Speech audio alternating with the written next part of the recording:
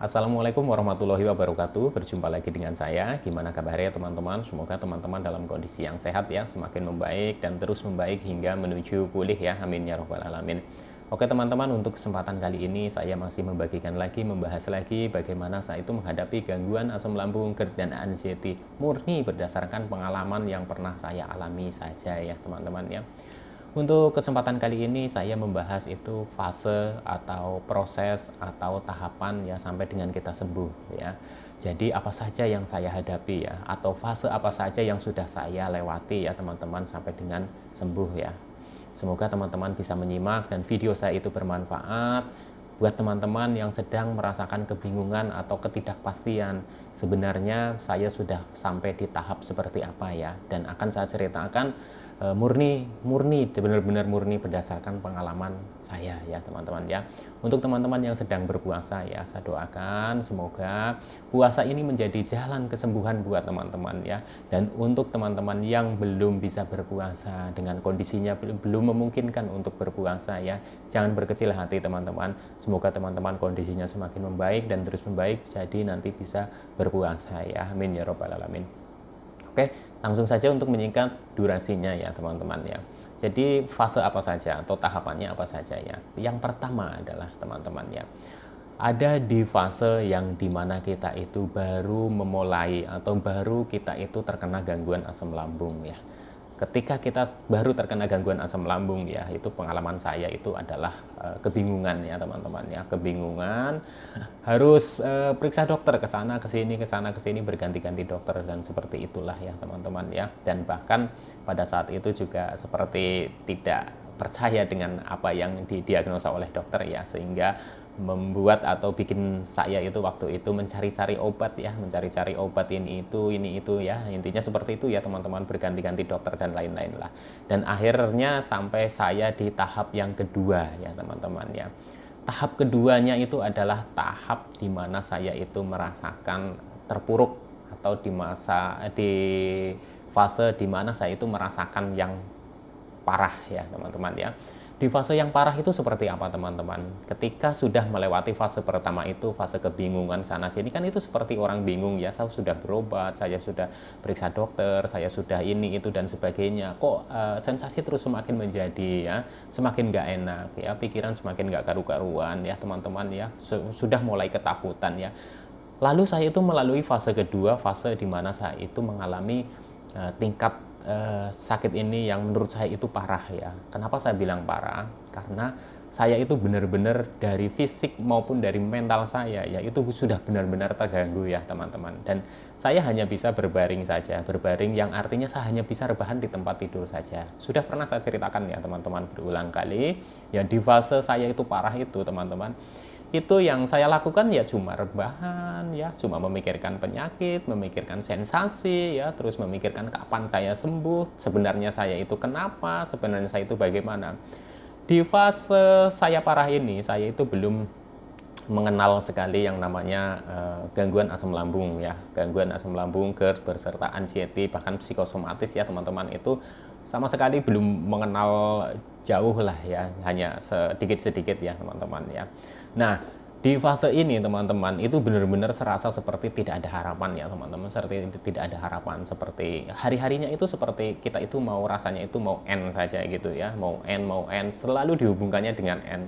Ketika kita punya sensasi yang muncul di bagian manapun ya, mau di dada, mau di perut, mau di punggung maupun di kepala, yang geliyengan, sempoyongan ya, pokoknya yang oleng gitu teman-teman ya, itu selalunya rasanya itu dihubungkannya dengan seperti mau end ya teman-teman ya. Itu fase yang terparah, bahkan berdiri saja itu gemetaran ya teman-teman, buat jalan aja agak karu-karuan ya teman-teman, buat jalan itu harus dipapah, harus diapa. Itu fase kedua ya, menurut saya itu fase kedua ya teman-teman, fase yang parah gitu ya, yang kedua. Nah, setelah itu saya lewatin ya, saya sudah mulai menyerap informasi-informasi positif mengenai bagaimana menangani gangguan asam lambung, GERD dan anxiety dari diri kita sendiri ya.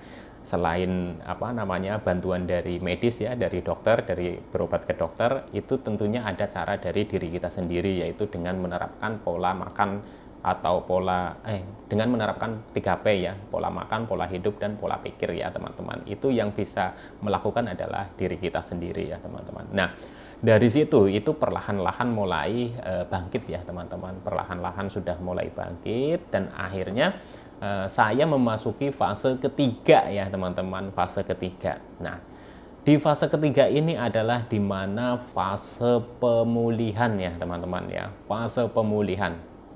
Jadi yang pertama tadi ya, fase perkenalan lah menurut saya ya, dengan kebingungan ini itu dan sebagainya. Terus fase kedua adalah fase yang terparah ya, dimana pokoknya seperti sudah tidak ada harapan, perasaannya yang sudah tidak menentu. Dan di fase ketiga itu adalah fase pemulihan. Fase pemulihan itu adalah fase dimana kita sudah mulai bangkit ya, artinya kita sudah mulai punya keyakinan bahwa kita itu bisa membaik. Nah, itu ya teman-teman, itu yang saya rasakan seperti itu. Jadi dengan penyerapan informasi-informasi positif mengenai gangguan asam lambung, GERD, anxiety beserta psikosomatis ya, kita itu perlahan ya, sedikit demi sedikit itu kita mulai bangkit. Nah, itu di fase pemulihan, itu fase ketiga ya teman-teman. Nah, untuk di fase ketiga ini jujur saja ya, saya itu mengalaminya itu cukup lama ya. Kenapa cukup lama? Karena di fase ketiga ini itu fase yang menurut saya itu membingungkan sekali ya teman-teman ya. Karena di fase yang kedua itu tadi yang sudah menurut saya itu sudah terpuruk, saya sudah bisa bangkit ya dan memasuki fase ketiga, fase pemulihan ini ya. Kenapa saya sudah merasakan enak, tiba-tiba itu saya itu drop lagi gitu ya teman-teman ya. Jadi 2 hari enak, terus drop lagi, 3 hari enak, terus drop lagi, 3 hari, 4 hari, 5 hari enak, drop lagi. Nah, itu seperti itu ya teman-teman. Nah, di fase ketiga ini menurut saya itu adalah fase yang benar-benar menguji kesabaran kita ya teman-teman. Kenapa saya bilang seperti itu? Karena yaitu teman-teman, sensasi belum hilang ya, sensasi itu belum hilang teman-teman, artinya belum hilang sepenuhnya ya.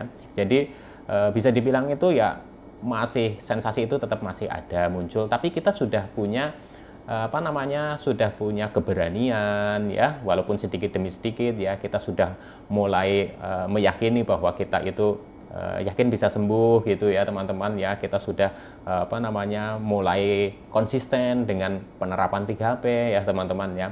Nah, di fase ketiga ini adalah fase rawan menurut saya teman-teman, karena kalau kita benar-benar tidak sabar di fase ketiga ini, kita bisa terjebak ya teman-teman. Kita bisa terjebak ke dalam 1 atau 2 atau 3 sensasi yang kita alami ya teman-teman. Jadinya pada saat pemulihan itu, waktu itu saya itu mengalami suatu sensasi yang menurut saya itu lama sekali ya teman-teman, yaitu sensasi keliengan, sempoyongan, badan oleng ya, badan sempoyongan. Nah, ini di fase ketiga ini ya, fase pemulihan, masing-masing orang menurut saya itu akan berbeda ya teman-teman, akan berbeda. Jadi ada beberapa sensasi yang memang di fase ketiga ini itu yang susah hilangnya gitu ya. Itu wajar teman-teman, teman-teman itu nggak usah takut ya. Teman-teman tetap konsisten aja. Dan yang perlu diperhatikan di fase ketiga ini, fase pemulihan ya, teman-teman itu harus konsisten ya. Kenapa saya bilang harus konsisten? Karena saya dulu juga mengalaminya itu konsisten ya. Konsisten dalam artian, oke, saya kepingin sembuh, saya harus konsisten terapkan 3P. Dalam saya konsisten 3P saja teman-teman, itu masih kadang seperti naik begini ya, grafiknya naik terus turun ya, grafiknya naik lagi terus turun lagi, grafiknya naik lagi terus turun lagi ya. Buat aktivitas masih belum maksimal ya teman-teman ya. Buat jalan, buat apa, keinginan sudah ada teman-teman, keinginan untuk bepergian, keinginan untuk beraktivitas, keinginan untuk bekerja itu sudah ada teman-teman. Tapi kita kalah dengan kondisi fisik kita ya. Karena apa? Karena seperti terbatas ya teman-teman. Jadi aktivitasnya itu terbatas. Jadi baru berjalan 20 atau 30 meter aja rasanya udah ngos-ngosan. Baru nyapu halaman rumah aja sudah ngos-ngosan. Ya mau melakukan apa seperti masih males. Itu wajar sekali teman-teman. Karena apa? Karena saya merasakan itu. Kenapa saya bilang di fase ketiga ini cukup lama? Karena saya mengalaminya itu cukup lama. Ada beberapa orang yang mengalami di fase ketiga ini, menurut saya itu dia cepat ya.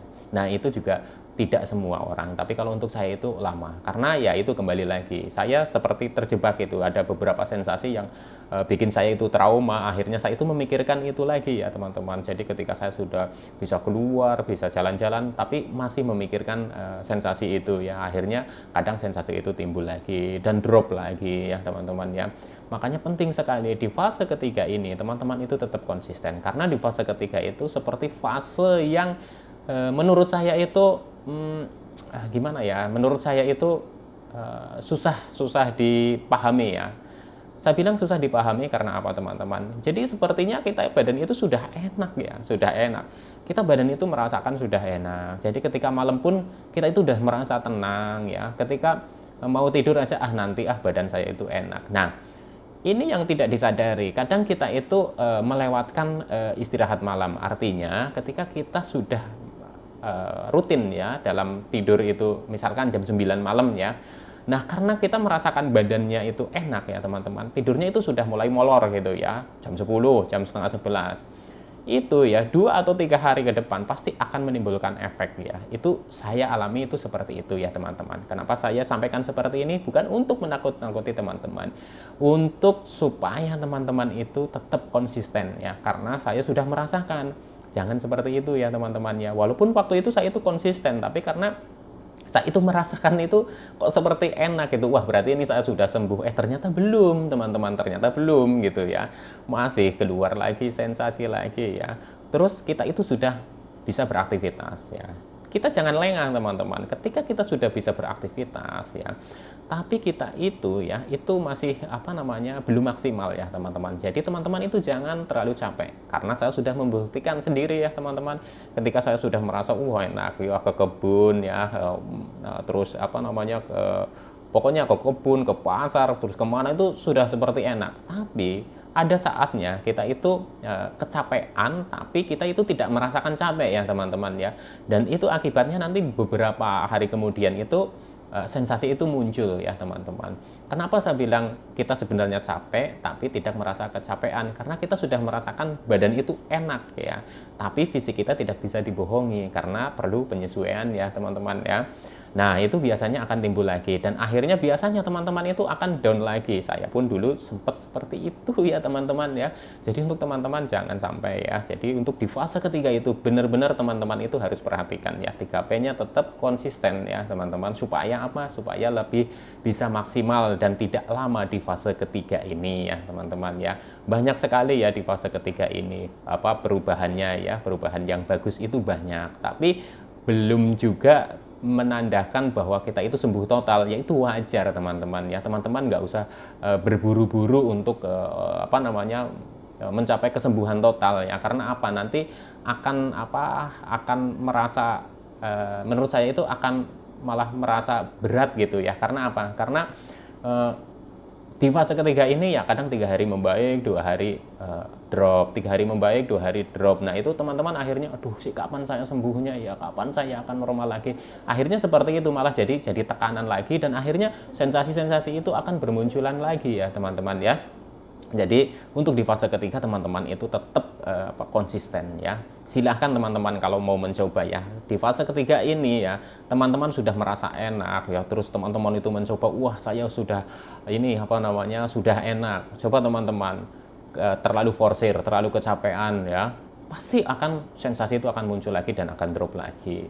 Nah terus saya itu badan udah enak, coba begadang ya 1 malam 2 malam gitu ya teman-teman, pasti sensasi itu akan muncul lagi. Saya merasakan seperti itu ya teman-teman ya. Kalau di fase ketiga, beda dengan orang yang sudah sembuh total, itu beda ya teman-teman ya.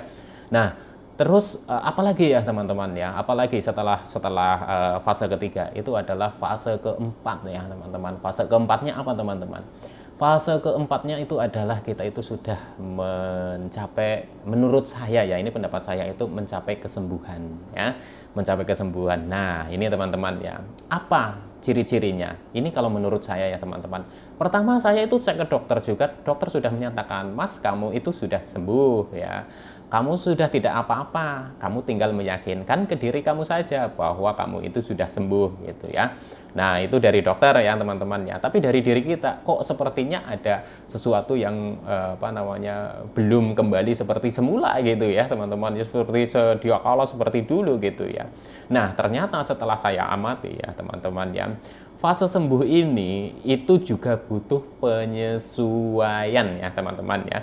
Bukan berarti pada fase kita sudah sembuh ditandai dengan kita tidak merasakan ya yang namanya sensasi-sensasi lagi ya, keringat dingin, berdebar-debar, terus tenggorokan mengganjal, mata buram, hidung tersumbat, terus pinggang panas, terus apa gitu ya, yang sensasi-sensasinya tadinya bermunculan itu kita hampir tidak merasakan lagi itu ya teman-teman. Saya bilang itu atau menurut saya itu sudah sembuh ya teman-teman, sudah sembuh ya, walaupun belum total ya teman-teman. Nah, itu udah di fase sembuh ya. Di fase sembuh ini menurut saya ya teman-teman, yang saya sekarang alami ya teman-teman, yang sekarang saya jalani. Saya kalau mau makan ya teman-teman ya, makan dengan cabai berani enggak? Saya makan dengan cabai itu tidak berani, tapi makan dengan sayur yang sudah ada cabainya, saya berani.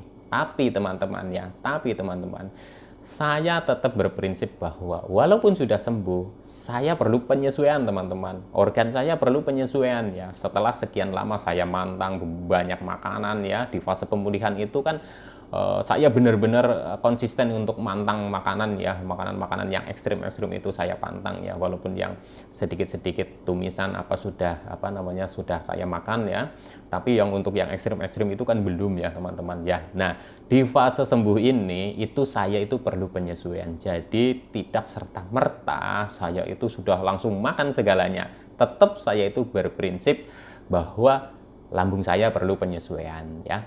Pikiran saya juga perlu penyesuaian. Dalam bekerja saja perlu penyesuaian. Dilatih dari fase pemulihan tadi ya teman-teman, semakin membaik dalam masa pemulihan ya. Kita sudah latihan bagaimana kita beraktivitas, kerja dan lain-lain ya. Kita memasuki fase sembuh itu pun harus penyesuaian ya. Itu menurut saya ya teman-teman.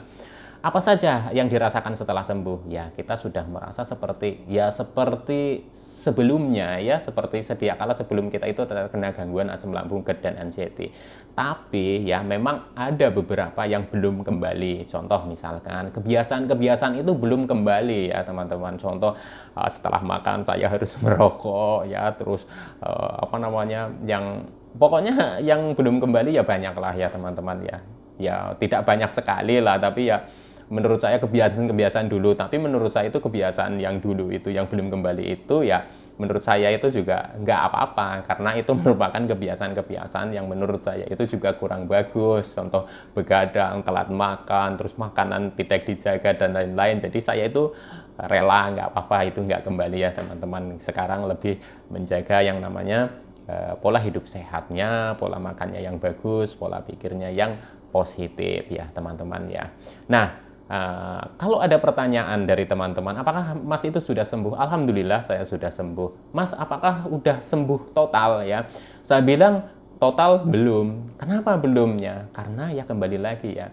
Karena dengan sembuh total itu kan kita itu benar-benar sudah yang yang semuanya yang makanan apa semua sudah kembali seperti semula. Nah, untuk saya ini adalah tahap sembuh dengan penyesuaian ya teman-teman. Jadi masih tahap penyesuaian makanan, tahap penyesuaian pekerjaan ya. Tapi alhamdulillah sudah sampai di fase ini itu sungguh luar biasa sekali ya teman-teman ya. Jadi untuk teman-teman yang sedang merasakan baik itu sedang sekarang di fase pertama ya, fase 1, fase 2 ya, fase ketiga ya, ataupun teman-teman sudah sembuh ya nggak apa-apa, yang sudah sembuh itu berbagi ya teman-teman ya. Apalagi yang sudah sembuh total gitu ya. Nah,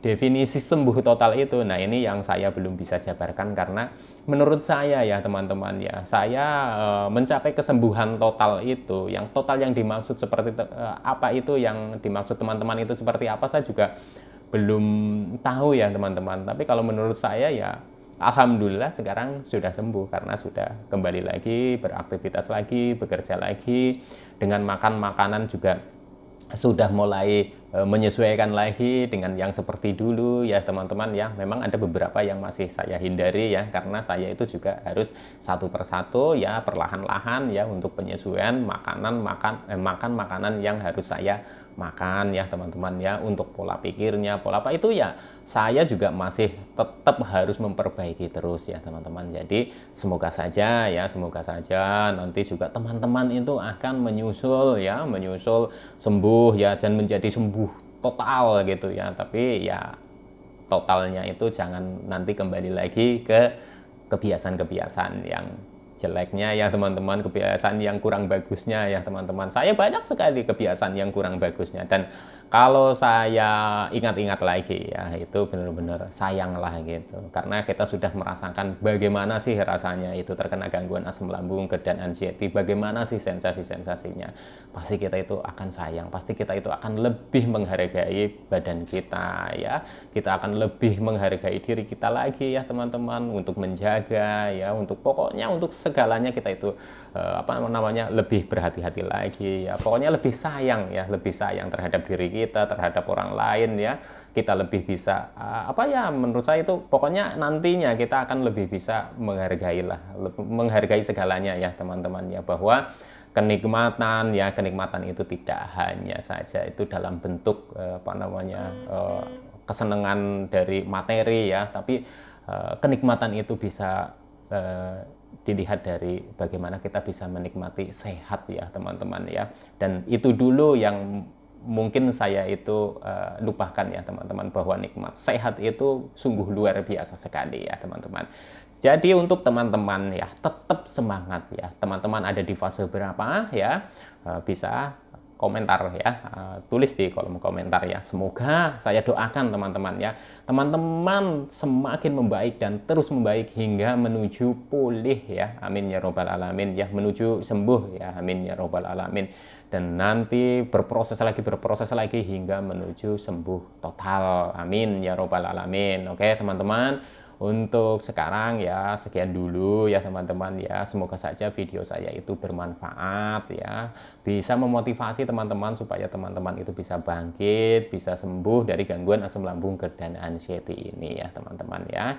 Terima kasih. Salam sehat jasmani dan rohani. Wassalamualaikum warahmatullahi wabarakatuh.